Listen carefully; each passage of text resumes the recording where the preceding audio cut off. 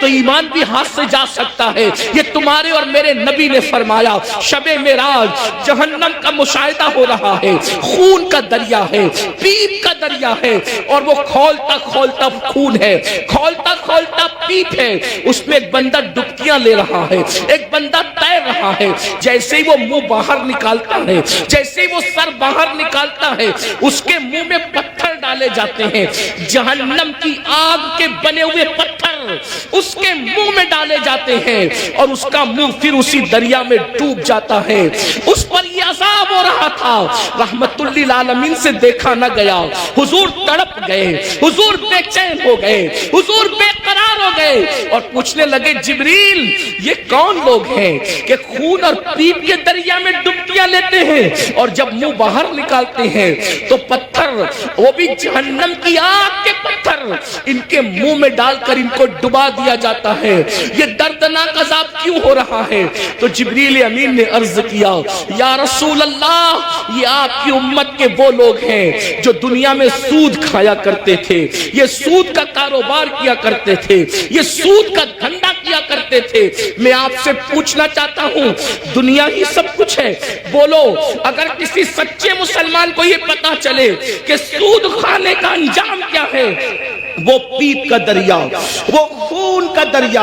اور خون کا دریا کیوں ہے؟ میں نے غور کیا کہ سود خوروں کے لیے پیپ اور خون کا دریا کیوں ہے، تو بہت سوچنے کے بعد مجھے یہ سمجھ میں آیا کہ سود خور لوگ قوم کا خون چوستے ہیں، قوم کا خون چوستے ہیں، ان کی غربت کا فائدہ اٹھاتے ہیں، ان کی مجبوریوں کا فائدہ اٹھاتے ہیں۔ اس لیے دیکھو قدرت نے ان کو خون اور پیپ کے دریا کی سزا دی ہے۔ اب میں آپ سے پوچھنا چاہتا ہوں، اے سود کا دھندا کر کے، اے بیاج کا دھندا کر کے، اے انٹرسٹ کا دھندا کر کے مالدار بننے والوں، ذرا غور کیجئے، کتنا بھی مال کما لوگے، تھوڑا دھیان دینا میری بات پر، کتنا بھی بڑا محل ہو، تاج محل کی طرح بھی محل بنا لو، جب آخری میں ڈاکٹر کہے گا نا کہ یہ بہت بیمار ہے، اس کے بچنے کی امید نہیں ہے، تو آپ کے بچے، ہمارے بچے کیا کریں گے؟ آپ ہو یا ہم ہو، کوئی ہو، بولو بچے کیا کریں گے؟ اٹھا کے سیدھا ہاسپٹل میں داخل کر دیں گے۔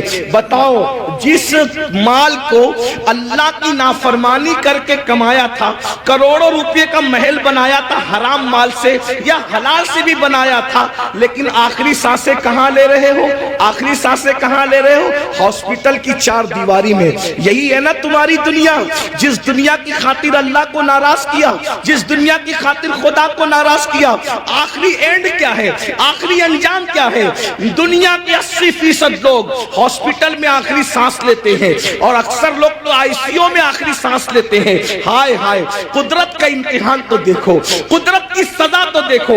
یاد رکھنا، بہت کم وہ خوش نصیب ہے جو اللہ اکبر سجدوں میں جاتے ہیں، خدا کے حرم میں جاتے ہیں، تلاوت کرتے کرتے جاتے ہیں۔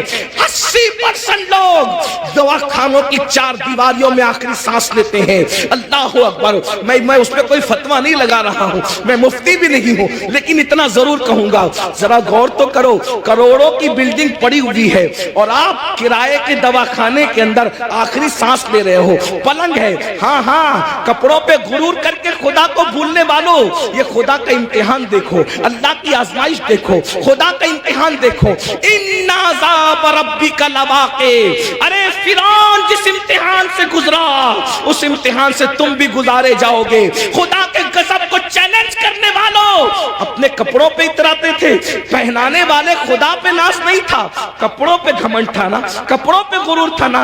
کیا ہوتا ہے؟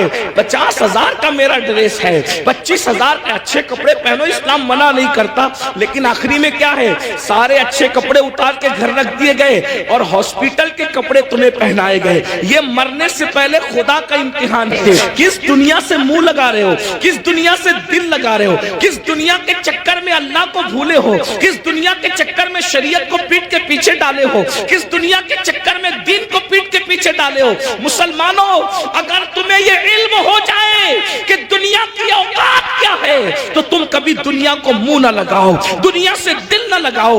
اللہ کے رسول علیہ السلام نے ایک مرتبہ دریا کے اندر اپنی انگلی ڈبوئی اور دریا میں انگلی ڈبو کر کے باہر نکالا، اور باہر نکال کر کے فرمایا یہ میری انگلی میں جتنا پانی آیا وہ دنیا ہے، اور یہ جو سارا پانی ہے وہ آخرت ہے۔ اب بتائیں، قطرے کو لے کر کے سمندر کو چھوڑنے والے نادانوں، دراصل علم نہیں ہے۔ اگر ہمیں علم ہوتا تو پتا چلتا وَالْآخِرَةُ خَيْرٌ وَأَبْقَىٰ، آخرت بہتر بھی ہے، آخرت باقی رہنے والی بھی ہے، دنیا باقی رہنے والی ہے ہی نہیں۔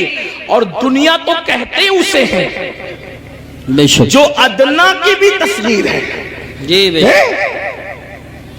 جو ادنا سے بھی گری ہوئی کو دنیا کہتے ہیں۔ ادنا کا مطلب سمجھتے ہیں نا، ادنا کا مطلب چھوٹا، اور دنیا اور اس سے بھی گری ہوئی، جس کا نام ہی دنیا ہو، حقیر۔ لیکن یہ پتا ہم سمجھتے دنیا کوئی بڑی چیز ہے، ارے نادان، دنیا کہتے ہی حقیر کو ہے، ایسی حقیر کہ اس سے زیادہ کوئی حقیر نہ ہو، جیسے بہترین، افضل درجات بڑھتے ہیں نا، جب تفضیل کے ساتھ بات ہوتی ہے تو پھر درجات بڑھتے ہیں، ایسے ہی جب تصغیر کے ساتھ بات ہوتی ہے تو پھر درجات گھٹتے ہیں نا۔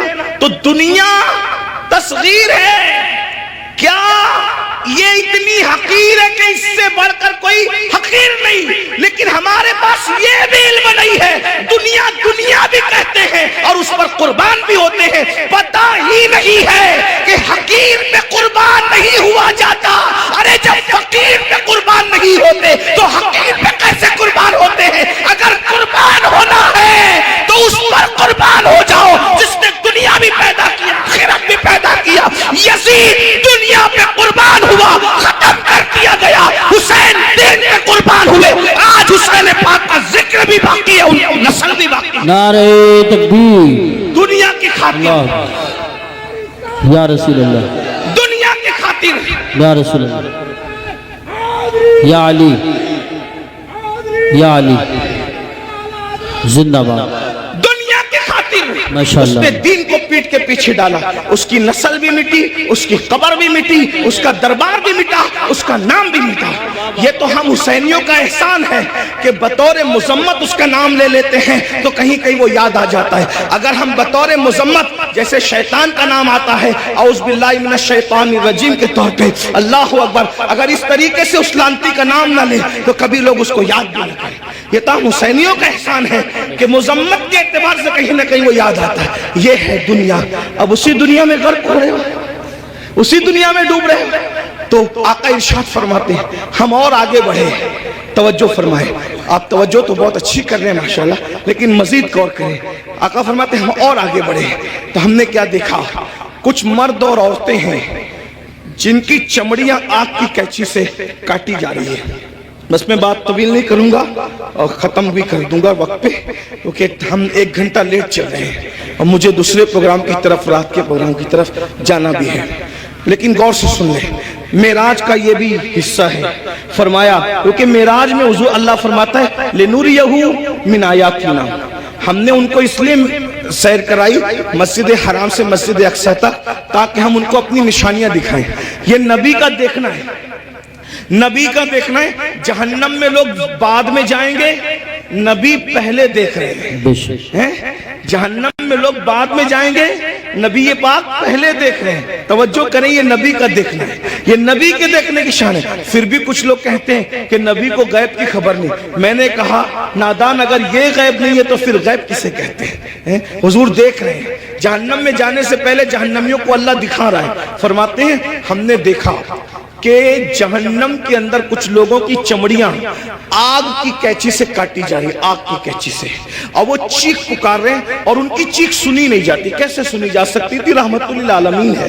حضور فرماتے ہیں جہنم کی آگ کی کینچیوں سے چمڑیاں کٹ رہی تھی۔ اس پہ ذرا دھیان دینا، دنیا کی آگ نہیں اور دنیا کی کینچیاں بھی نہیں، جہنم کی آگ، جہنم کی کینچی، اور چمڑیاں کٹ رہی، وہ چلا رہے ہیں. میں نے پوچھا جبریل یہ کون لوگ ہیں؟ اس میں مرد اور عورتیں ایک ساتھ تھے، وہ ننگے تھے، مرد اور عورتیں ایک ساتھ تھے، ننگے تھے، ان کی چمڑیاں کٹ رہی تھی آگ کی قینچی سے اور چلا رہے تھے. پوچھا جبریل یہ کون ہے؟ جبریل امین نے کہا یا رسول اللہ صلی اللہ علیہ وآلہ وسلم یہ آپ کی امت کے وہ لڑکے اور لڑکیاں ہیں، وہ مرد اور عورتیں ہیں جو سج دھج کر گھروں سے اس لیے نکلتے تھے، لڑکے اس لیے سج کے نکلتے تھے کہ ان کو لڑکیاں دیکھیں، اور لڑکیاں اس لیے سج دھج کے نکلتی تھی کہ ان کو لڑکے دیکھیں، اور ایک دوسرے کے فتنے میں بدکاری میں مبتلا ہو جائیں تو یہ ان کو آگ کی قینچی سے آج کاٹا جائے. دیکھیے سجنا سنورنا برا نہیں ہے، لیکن اس لیے سچ کے نکلنا کہ لوگ میری طرف گناہ کے حوالے سے مائل ہوں، بدکاری، ورنہ ہم سج کے نکلنا تو میرے نبی کی سنت ہے. بے شک. ام المومنین سیدہ عائشہ صدیقہ فرماتی ہیں کہ جب حضور گھر سے نکلتے تھے اگر آئینہ میسر نہیں ہوتا تو حضور پانی میں اپنی شکل انور دیکھا کرتے تھے. تو میں کہتی تھی حضور آپ بھی؟ تو آقا فرماتے ہیں عائشہ اللہ حسن والا ہے اور وہ حسن کو پسند کرتا ہے. اگر کوئی بندہ گھر سے سج سنور کر زینت کے ساتھ نکلتا ہے تو جس کے پاس جاتا ہے اس کی بھی اور جو جاتا ہے اس کی بھی اللہ دونوں کی مغفرت فرما دیتا ہے. ہمارے یہاں تو نماز کے لیے بھی سج سنور کر مسجد جانے کا حکم ہے، لیکن افسوس اس بات پر ہے سجنے پر اسلام اعتراض نہیں کرتا، سنورنے پر اسلام اعتراض نہیں کرتا، زینت کرنے پر اسلام اعتراض نہیں کرتا.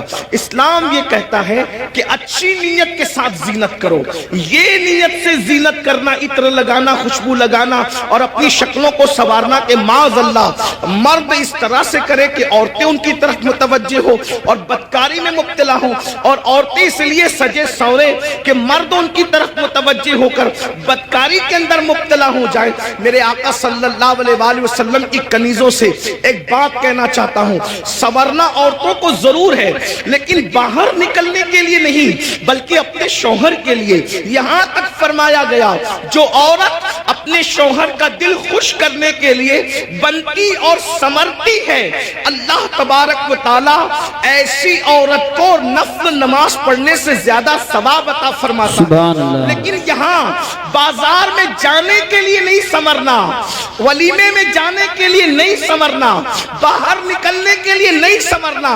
عورت کو اگر سنورنا ہے تو شوہر کے لیے سنورنا ہے.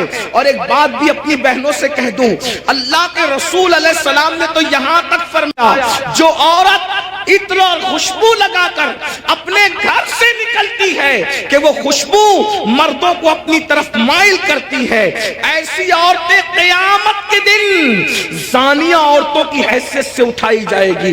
اللہ اکبر. زناکار عورتوں کی حیثیت سے اٹھائی جائے گی.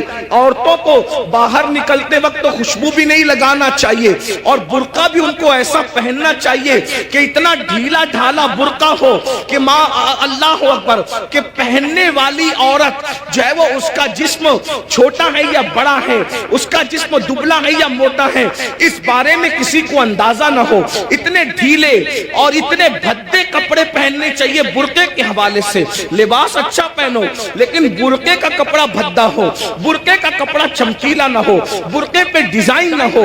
امام غزالی رحمت اللہ علیہ نے آج سے 900 سال پہلے فتویٰ دیا تھا کہ ڈیزائن والا برقع پہننا جائز نہیں ہے. 900 سال پہلے عورتوں کو ڈیزائن والا برقع پہننے سے منع کر دیا گیا، اور آج تو برقعے کے ڈیزائن تو دیکھو کہ معاذ اللہ جو نہیں دیکھنے والا وہ بھی دیکھنے لگے. یہ کیفیت ہے، یہ حالات ہیں. اس لیے میں اپنی بہنوں سے کہوں گا دیکھو یہ دنیا ہے بہنوں، یہ دنیا ہے. ایک جملے کے لیے اپنی آخرت برباد مت کرو. یہی ایک جملہ نا کہ سہیلیوں میں بند سنور کے جاؤں گی تو سہیلیاں کہے گی تو کتنی اچھی لگ رہی ہے. بس ایک جملہ، اس ایک جملے پہ اپنی آخرت خراب کر رہی ہو. اس ایک جملے کو سننے کے لیے اپنی آخرت برباد کر رہی ہو. میری بہنوں کون کیا کہے گا؟ سہیلیاں اتنا کہے گی، رشتہ دار کی عورتیں اتنا کہے گی تو کتنی اچھی لگ رہی ہے، اور بڑھ کر ایک لمبی گالی بھی دے دے گی کہ تو بالکل ہیروئن کی طرح لگ رہی ہے. میں سمجھتا ہوں کہ ہم کو کوئی ہیرو یا ہیروئن کہے اس سے بڑی کوئی گالی مجھے نہیں لگتی. کیوں؟ اس لیے کہ ہیرو ہیروئن کون ہے؟ یہ وہ لوگ ہیں جو اسکرین کے سامنے آ کے زنا کرتے ہیں، یہ ناچتے ہیں. تو کس کوئی ہم کو نچنیا بھئی اگر کوئی کہے کہ تو مولانا لگ رہا ہے تو مولانا کا مطلب کیا کیا علم والا، مولانا کا مطلب کیا شریف، مولانا کا مطلب کیا نمازی، مولانا کا مطلب کیا متقی پرہیزگار۔ اب اگر کوئی کہے کہ تو ہیرو لگ رہا ہے، کہ تو ہیروئن لگ رہی، تو آپ مجھے بتائیں کہ وہ لوگ کیا کیا کرتے ہیں۔ میں کسی سے نفرت نہیں کرنے کی بات کر رہا ہوں، میں کوئی نفرت کی بیج نہیں بولنے آیا ہوں، لیکن ایک بات کہتا ہوں، اسکرین پر آ کر کے زنا کرتے ہیں کہ نہیں کرتے؟ فاحشہ عورتوں سے بھی زیادہ گندے یہ لوگ ہیں کہ فاحشہ عورتیں تو چھپ کر کے گھروں میں زنا کرواتی ہیں، لیکن یہ تو اسکرین پر آ کر کے زنا کرتے ہیں، کیمرے کے سامنے آ کے زنا کرتے ہیں، بدکاریاں کرتے ہیں، اور تم خوش ہوتے ہو کہ مجھے تو یہ کہا جا رہا ہے، فلمی اداکارہ سے تشبیہ دی جا رہی، میں کتنی اچھی لگ رہی ہوں، میری بہن یہ گالی، اور سن لو ایک ایسا گندا جملہ سننے کے لیے تم اپنے نبی کو ناراض کر رہے ہو، تم اپنے خدا کو ناراض کر رہے ہو۔ اللہ اکبر۔ اس لیے میری گزارش ہے، یہ دنیا ہمیشہ نہیں رہنے والی، یہ دنیا نے ہمیشہ نہیں رہنا، دنیا نے ختم ہونا ہے، بلکہ دنیا جب ختم ہوگی ہماری زندگی تو دنیا ختم ہونے سے پہلے ہی ختم ہو جائے گی۔ اور بزرگوں نے فرمایا قیامت جب آئے گی ضرور آئے گی، لیکن اس کی قیامت تو اسی دن آ گئی۔ کب آ گئی اس کی قیامت؟ جس دن ہماری روح کا رشتہ ہمارے جسم سے ٹوٹ گیا، جس دن ہمارا انتقال ہو گیا، اسی دن ہماری قیامت آ گئی۔ اب ہم آخرت کی تیاری نہیں کر سکتے۔ میں اپنی بہنوں سے پوچھنا چاہتا ہوں اور آپ سے بھی کہنا چاہتا ہوں، کبھی تصور کیا، اپنی قبر کا تصور کیا؟ ایک دن ہم قبر میں جائیں گے، ضرور جائیں گے، قبر کے اندر داخل ہوں گے، ضرور داخل ہوں گے۔ سوچو تو صحیح، وہاں کا اندھیرا سوچو، جانا تو ہے، اس کا کوئی انکار کر سکتا ہے؟ نہیں کر سکتا۔ جانا تو ہے قبر میں، اندھیرا ہے، کروٹ بدلنے کے لیے بھی جگہ نہیں ہے، وہاں کیڑے ہیں، وہاں مکوڑے ہیں، وہاں سانپ ہیں، وہاں بچھو ہے، کوئی بچانے والا نہیں، کوئی مدد کرنے والا نہیں، کوئی مددگار نہیں۔ ذرا میرے بھائیوں غور کرو، میری بہنوں غور کرو، وہ وقت کیسا ہوگا؟ تھوڑی دیر کے لیے، ایک لمحے کے لیے تصور کرو، وہ وقت کیسا ہوگا جب ان گورے گورے خوبصورت نرم نازک گالوں کو قبر کے کیڑے کھا رہے ہوں گے، قبر کے کیڑے جب ان کو کھا رہے ہوں گے، اس وقت کیفیت کیا ہوگی؟ ہاں یہ آنکھیں جس پر غرور اور تکبر اور گھمنڈ کرتے ہو، ان آنکھوں کو قبر کے کیڑے پی چکے ہوں گے، اس کے آنسو پی چکے ہوں گے، اس کے دیدے پی چکے ہوں گے۔ اور اللہ اکبر، یہ جسم، یہ نرم اور نازک جسم جس پہ بڑا گھمنڈ ہے انسان کو، اس کی چمڑی، اس کا گوشت، ہڈیاں سب قبر کے کیڑے چٹ کر جائیں گے۔ اس وقت ہمارا کیا بنے گا؟ اس لیے میرے بھائیوں، میری بہنوں، اللہ سے ڈرو، ان سب چیزوں کی معلومات حاصل کرو کہ اللہ کا عذاب کیا ہے، اللہ کے عذاب کی شکلیں کیا ہے۔ اور آج میں تو یہ کہتا ہوں، قبر میں جو عذاب ہوگا وہ تو ہوگا، قبر میں جو سزا ملے گی وہ تو ملے گی، جہنم میں جو ملے گی وہ تو ملے گی، لیکن دنیا میں سزا اللہ دے رہا ہے۔ آج دنیا کے 90% لوگ جو ہیں بے چین ہے، بے قرار ہے، مضطرب ہے، وہ لوگوں کو سکون نہیں ہے۔ سب کہتے ہیں حضرت سکون نہیں ہے، کوئی کہتا ہے اللہ حضرت سب کچھ ہے سکون نہیں ہے، کوئی کہتا ہے بیٹی کو رشتہ نہیں ہے، کوئی کہتا ہے اولاد نہیں ہے، جس کو اولاد ہے فرما بردار نہیں ہے، فرما بردار ہے ان کو نوکریاں نہیں ہے، گھر میں روزی روٹی کا مسئلہ ہے۔ ہر مسلمان نہیں بلکہ ہر انسان کسی نہ کسی مسئلے میں الجھا ہوا ہے۔ یہ مسئلے کیا ہیں؟ یہ مسئلے نہیں ہے، یہ مسئلے جو ہے اللہ کے عذاب کی ایک شکل ہے، اللہ نے بطور عذاب مسلط کیا ہے۔ بیٹی کو رشتہ نہیں آتا، یہ اللہ کے عذاب میں سے ایک عذاب ہو سکتا ہے۔ یاد رکھنا، روزی کے لیے در در بھٹک رہے ہو، خدا کے عذاب میں سے ایک عذاب ہو سکتا ہے۔ سوتے ہو نیند نہیں آتی، نیند کی گولیاں لے کر بھی سوتے ہو پھر بھی نیند نہیں آتی، اللہ کے عذاب میں سے ایک عذاب کی شکل ہو سکتی ہے۔ اولاد نافرمان ہے، ماں باپ کو گالیاں دے رہے ہیں، ماں باپ کو گھر سے نکال رہے ہیں، ماں باپ کو ذلیل کر رہے ہیں، ماں باپ کو رسوا کر رہے ہیں، یہ سب کیا ہے؟ اللہ کے عذاب میں سے ایک عذاب ہے۔ اس لیے اللہ کی نافرمانی کرو گے تو یہی ہوگا۔ بہرحال آخری بات کے طور پہ عرض کر رہا ہوں، پھر آقا ارشاد فرماتے ہیں ہم لوگ اور آگے بڑھے، جب جہنم کا مشاہدہ کیا تو ہم نے دیکھا کہ کچھ ایسے لوگ ہیں جن کے ہونٹ آگ کی کینچی سے کاٹے جا رہے ہیں، آگ کی کینچی سے ہونٹ کاٹے جا رہے ہیں۔ میں نے پوچھا جبریل یہ کون لوگ ہیں؟ تو جبریل علیہ السلام نے اس کی یا رسول اللہ یہ آپ کی امت کے وہ علماء ہیں، وہ مقرر لوگ ہیں جو قوم میں فتنہ پھیلانے کی بات کرتے تھے، قوم میں ایسی بات کرتے تھے کہ قوم میں فتنہ پھیلے۔ آج ان کے ہونٹ کاٹے جا رہے ہیں۔ اور ایک حدیث میں یہ بھی آیا ہے کہ یہ وہ مقرر لوگ ہیں، یہ وہ علماء لوگ ہیں جو لوگوں کو تو نیک کام کا حکم دیتے تھے مگر خود نہیں کرتے تھے، قرآن کہتا ہے لما تقولون ما لا تفعلون، وہ کیوں کہتے ہو جس پر خود عمل نہیں کرتے۔ اب یہاں یہ بات دھیان سے سن لے، غور سے سن لے، آخری بات کے طور پہ کن مقرروں کے ہونٹ کاٹے جا رہے ہیں آگ کی کیچی سے؟ جو لوگ امت میں ایسی بات کرتے تھے لڑانے کی، امت کو ڈیوائیڈ کرنے کی، امت میں فتنہ پیدا کرنے کی، آج دیکھ لیجئے بہت سارے مقرر ایسے دنیا میں ملیں گے آپ کو جو امت میں آتے ہیں بانٹنے کی بات کرتے ہیں، تقسیم کرنے کی بات کرتے ہیں، امت کے جو متفق علیہ مسائل ہیں اس سے ہٹ کر کے نئی باتیں چھیڑتے ہیں۔ مثال کے طور پہ 1857 سے پہلے پوری امت جو ہے وہ ہندوستان کے اندر پوری قوم جو ہے اس بات پر متفق تھی کہ اللہ نے اپنے نبی کو غیب کا علم عطا فرمایا، لیکن نئی بات لائی گئی اور قوم کو لڑایا گیا، اور یہ بات کہی گئی کہ نبی کو تو دیوار کے پیچھے کی خبر نہیں ہے، ایک نئی بات کر کے قوم کو لڑایا گیا، امت میں انتشار پیدا کیا گیا۔ اسی طرح 1857 سے پہلے اس ملک ہندوستان میں پوری قوم کا عقیدہ تھا کہ نبی زندہ ہے، نبی ہماری جانوں سے زیادہ قریب ہے، بلکہ قسمیں اٹھا کر مسلمان کہتا تھا تو زندہ ہے واللہ، تو زندہ ہے واللہ، میری چشم عالم سے چھپ جانے والے۔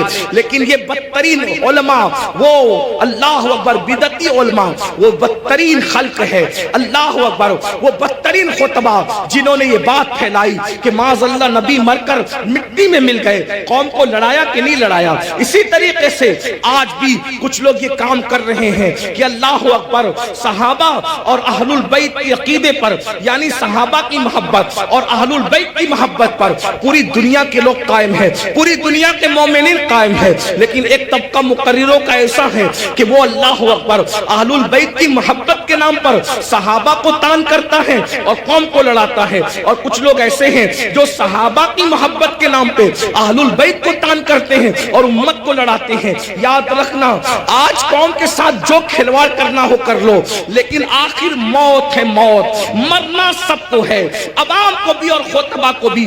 اس لیے خدا کے لیے آپ سے بھی کہتا ہوں ایسے لوگوں کا اعلی کار نہ بنو جو صحابہ کے نام پر اہل بیت پہ سوالیہ نشان کھڑا کرتے ہیں، اور ایسے لوگوں کا بھی اعلی کار نہ بنو جو اللہ اکبر اہل البیت کے نام پر صحابہ کو گالیاں دیتے ہیں۔ واللہ صحابہ ہماری ایک آنکھ ہے اور اہل بیت ہماری دوسری آنکھ ہے، ہم دو آنکھ والے ہیں، اور ہمارے ایک ہاتھ میں صحابہ کا دامن ہے اور ایک ہاتھ میں اہل البیت کا دامن ہے۔ اللہ اکبر، صحابہ وہ ہیں جنہوں نے اسلام پھیلایا ہے، اور اہل بیت وہ ہیں جنہوں نے اسلام بچایا ہے۔ ہم پھیلانے والوں کا بھی احسان مانتے ہیں اور بچانے والوں کا بھی احسان مانتے ہیں۔ نعرہ تکبیر، نعرہ رسالت، مسلک اعلی حضرت، نعرہ تکبیر، حضرت علامہ مولانا۔ جہاں ہم کربلا کی جنگ کو بھول نہیں سکتے کہ وہ اسلام بچانے کی جنگ تھی، وہی ہم بدر اور احد کو بھی بھول نہیں سکتے کہ وہ اسلام پھیلانے کی جنگ تھی۔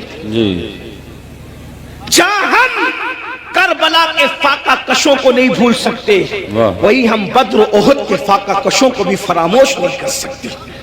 کربلا والوں کو رسول اللہ نے اپنے کندھوں پہ اٹھایا ہے، تو بدر و احد اور خندق اور خیبر والوں کے لیے قرآن کہتا ہے وَالْعَادِيَاتِ دَبْحًا فَالْمُورِيَاتِ قَدْحًا۔ اے محبوب، جو تیرے پیچھے گھوڑے دوڑاتے ہیں اور ان کے گھوڑوں کی ٹاپوں سے جو دھول نکلتی ہے، ہم ان گھوڑوں کی ٹاپوں سے نکلنے والے دھول کی بھی قسم اٹھاتے ہیں۔ جن کے گھوڑوں کے پیروں سے لگنے والی دھول اتنی قیمتی ہے کہ اللہ اس کی بھی قسم قرآن میں اٹھاتا ہے۔ قرآن تو پڑھو نا، قرآن تو پڑھو۔ صحابہ کو کیا سمجھو گے؟ ارے صحابہ کا گھوڑا اتنا قیمتی ہے کہ اس کے پیر سے جو مٹی لگتی ہے اور اس سے جو دھول اڑتی ہے، اللہ اس دھول کی قسم کی بھی اور اس دھول کی بھی قسم اٹھا کر کے بتاتا ہے جس کے گھوڑوں کی ٹاپ سے لگنے والی دھول ہمارے نزدیک اتنی قیمتی ہے تو صحابہ کا گھوڑا کتنا قیمتی ہوگا، اور جب وہ صحابی کا گھوڑا قیمتی ہے تو اس میں میں بیٹھنے والا صحابی کتنا قیمتی ہے، سبحان اللہ سبحان اللہ. ذرا غور کیجئے. اس لیے ایمان بچانا ہے تو اعتدال کے مسلک پہ رہیے. اور یہ فکر اعتدال 14ویں صدی میں جن علماء نے دی ہے اس کے سردار کو امام اہل سنت کہتے ہیں، اور وہ اہل سنت کا امام کہتا ہے اہل سنت کا ہے بیڑا پار، اصحاب حضور نجم ہے اور ناؤ ہے، اطرت رسول اللہ کی. تو وہ خطبہ جو فتنہ پھیلاتے ہیں وہ یہ بھی کہتے ہیں بھئی مزار پہ کیوں جاتے ہو، مزار پہ جانا تو شرک ہے، نہ جاؤ مزار پہ، فتنہ پھیلا. ہم کہتے ہیں آپ ذرا ہوش سے بات کریں، کیا مزار پہ جانا شرک کیسے ہو سکتا؟ رسول اللہ نے مزار پہ جانے کا حکم دیا، اور تو کیا معاذ اللہ حضور مزار پہ جانے کا جو حکم دے کر کیا شرک کا حکم دے رہے معاذ اللہ؟ کیا حضور علیہ السلام نے یہ نہیں فرمایا؟ آقا فرماتے ہیں کہ میں نے تم کو پہلے قبروں پہ جانے سے منع کیا تھا، اب تم قبروں پہ جایا کرو، کیونکہ قبروں پہ جاؤ گے تو تمہیں تمہاری آخرت یاد آئے گی. لوگ اس کو بھول گئے، وہ کہتے ہیں نہیں جانا چاہیے شرک ہے. ایک بات آپ سے کہتا ہوں آخری میں، مزار پہ جاؤ کوئی شرک نہیں، بلکہ اللہ کے رسول نے تو 6 سال کی عمر میں جو پہلا سفر کیا تو اپنے والد کے مزار پہ بھی تشریف لے گئے. اور بخاری مسلم آپ اٹھا کر کے دیکھیں، سیاستہ اٹھا کے دیکھیں کہ حضور علیہ السلام شہدائے احد کے مزارات پہ خود تشریف لے جاتے تھے. شہدائے احد کے مزارات پر اللہ کے رسول خود تشریف لے جاتے تھے. سید الشہداء امیر حمزہ کے مزار پر سیدہ فاطمہ الزہرا خود تشریف لے جاتی تھی. غور فرمائیں، آپ غور کیجئے، مزار پہ جانا شرک نہیں ہے. لیکن ایک بات آپ سے سنیوں سے کہنا ہے، میرے بھائیوں سے، مزار پہ ضرور جاؤ لیکن سنت کے مطابق جاؤ. آج ہماری سنی قوم اپنے مسلک کو خود بدنام کرتے ہیں. وہاں جا کر کچھ لوگ علم نہ ہونے کی وجہ سے سجدہ کرتے ہیں. ہمارے مذہب میں، اسلام میں سجدہ کرنا اللہ کے سوا کسی کو جائز نہیں. آپ غلطی کرتے ہو. دیکھو اگر کوئی مسلمان شراب پیتا ہے تو کیا اس کا الزام اسلام پر آئے گا؟ بولو بھائی بتائیے، صحیح کہہ رہا ہوں غلط کہہ رہا ہوں؟ کس اگر مسلمان شراب پیے تو کیا اس کا الزام اسلام پر آئے گا؟ بولے نہیں آئے گا، کیونکہ اسلام نے شراب حرام کیا ہے. اب کوئی شراب پی رہا ہے تو یہ اس